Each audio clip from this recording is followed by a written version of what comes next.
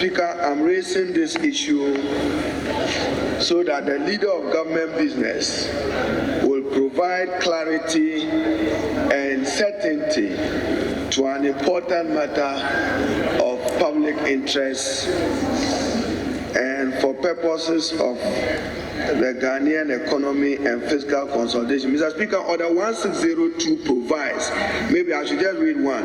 There shall be a business committee consisting of members, that's not my interest, but Hansard to look at it.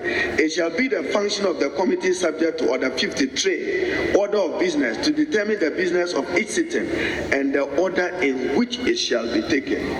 Mr. Speaker, last Friday, there was effort to introduce the E-Levy, and for the second reading of the E-Levy, to debate the principles of the E-Levy. Mr. Speaker, we need to know, earlier on when we adopted the business statement for the previous week, the E-Levy we were told would have been introduced tomorrow.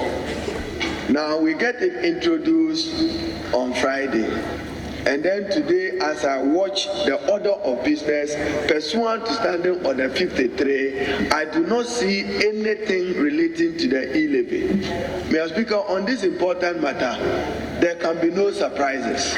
So we want the leader of government business to lead us through. When will it be, if it's to be reintroduced, a new bill, or Article 106, the bill is gazetted for us to know, or we are continuing wanting under Article 106 to suspend our standing order to take it as a matter of urgency. Mr. Speaker, members need to know, because on this matter, as we have publicly said, we want to stand with the public in our position and rejection of the bill. We don't want to be taken by surprises. So let the leader of government business indicate to us when the bill will come to Parliament and in what form we should anticipate or expect it. We cannot continue with this uncertainty Friday, Tuesday, tomorrow, Wednesday. When will we subject the E-Levy to a thorough debate of its principles and walk through it through consideration to third reading, standing for its rejection? We are decided. So, Mr. Speaker, I thought that I should raise this matter so that the chairman of the business committee will do what is. As the House may recollect, when I came to present the business statement for this week, indeed for last week, there was no indication that the E-Levy bill was going to be taken. That is true. But, Mr. Speaker, subsequent to that, there was some engagement between the two caucuses, that's the leadership of the caucuses.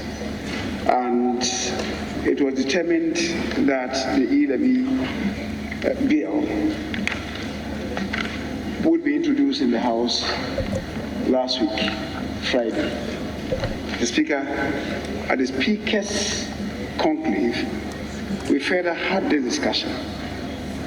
So it was not a matter of surprise. The Speaker, when I came to presenting the business statement for this week, I said, if we're able to conclude the discussions on the way forward for the E-Levy, it will be introduced in the House on Friday. If we couldn't finish, then it will come this week. Now, the course of the discussion facilitated the introduction in the House on Friday. And Speaker, as you all witnessed, we couldn't make much progress, which is why I said to us that if we couldn't, then it will come to this week. So, Speaker, even before walking in here, the minority leader, who is the ranking member of the Business Committee, asked about the status, and I told him that we'll come to some determination, even though it's been advertised for tomorrow. So you look at the supplementary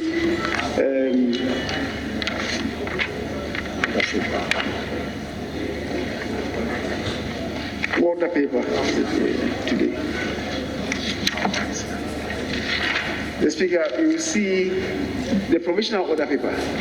You will see it advertised for tomorrow. But even that, I told him that we need to confer on that because to all intents and purposes, we may not be able to do it tomorrow.